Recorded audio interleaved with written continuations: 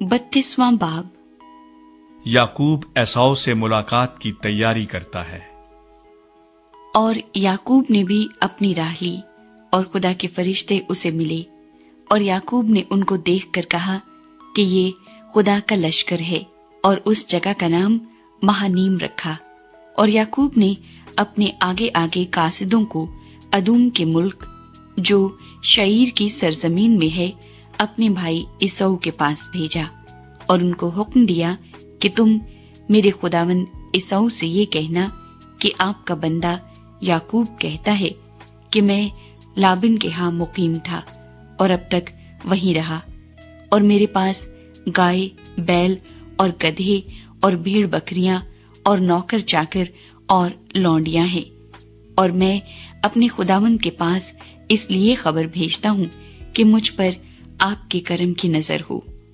बस कासिद याकूब के पास लौट कर आए और कहने लगे कि हम तेरे भाई असौ के पास गए थे, वो 400 आदमियों को साथ लेकर तेरी मुलाकात को आ रहा है। तब याकूब निहायत डर गया और परेशान हुआ, और उसने अपने साथ के लोगों और भेड़ बकरियों और गाय बैलों और ऊंटों के 2 गौल किए, और सोचा कि अगर इसौ एक गौल पर आ पड़े और उसे मारे तो दूसरा गौल बचकर भाग जाएगा।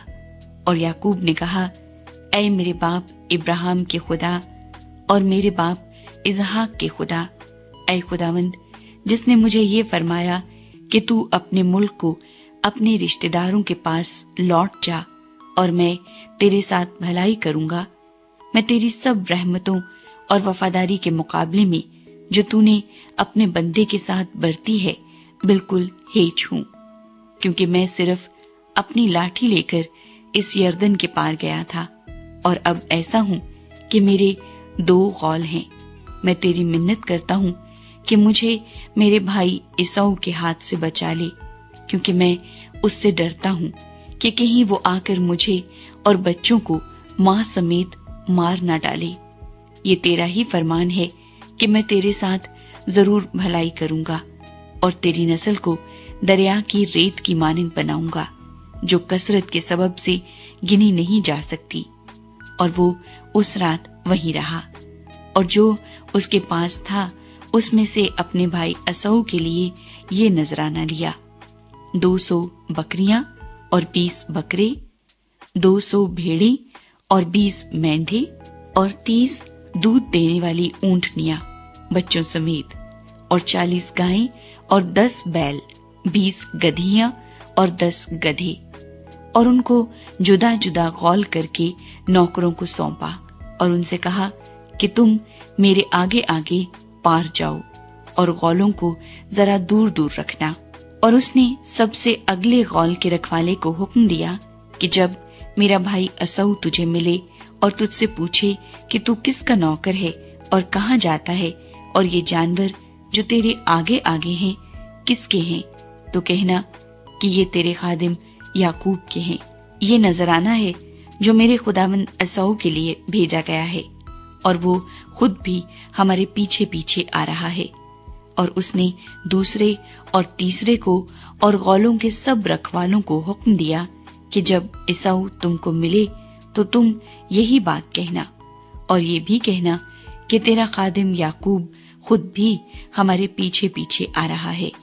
उसने ये सोचा कि मैं इस नजराने से जो मुझसे पहले वहां जाएगा उसे राजी कर लूं, तब उसका मुंह देखूंगा, शायद यूं वो मुझको कबूल करे। चुनाचे वो नजराना उसके आगे आगे पार गया, पर वो खुद उस रात अपने डेरे में रहा। फनीएल में याकूब कुश्ती लड़ता है। और वो उसी रात उठा और अपनी दोनों बीवियों, दोनों लौंडियों और 11 बेटों को लेकर उनको यबूक के घाट से पार उतारा और उनको लेकर नदी पार गिराया और अपना सब कुछ पार भेज दिया।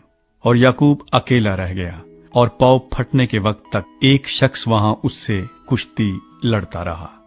जब उसने देखा कि वो उस पर गालिब नहीं होता तो उसकी रान को अंदर की तरफ से छुआ और याकूब की रान की नस उसके साथ कुश्ती करने में चढ़ गई और उसने कहा, मुझे जाने दे, क्योंकि पौ फट चली। याकूब ने कहा कि जब तक तू मुझे बरकत ना दे, मैं तुझे जाने नहीं दूंगा। तब उसने उससे पूछा कि तेरा क्या नाम है? उसने जवाब दिया, याकूब। उसने कहा कि तेरा नाम आगे को याकूब नहीं बल्कि इसराइल होगा, क्योंकि तूने खुदा और आदमियों के साथ जोर आजमाई की और गालिब हुआ। तब याकूब ने उससे कहा कि मैं तेरी मिन्नत करता हूं, तू मुझे अपना नाम बता दे। उसने कहा कि तू मेरा नाम क्यों पूछता है? और उसने उसे वहां बरकत दी। और याकूब ने उस जगह का नाम फनीएल रखा और कहा कि मैंने खुदा को रूबरू देखा तो भी मेरी जान बची रही।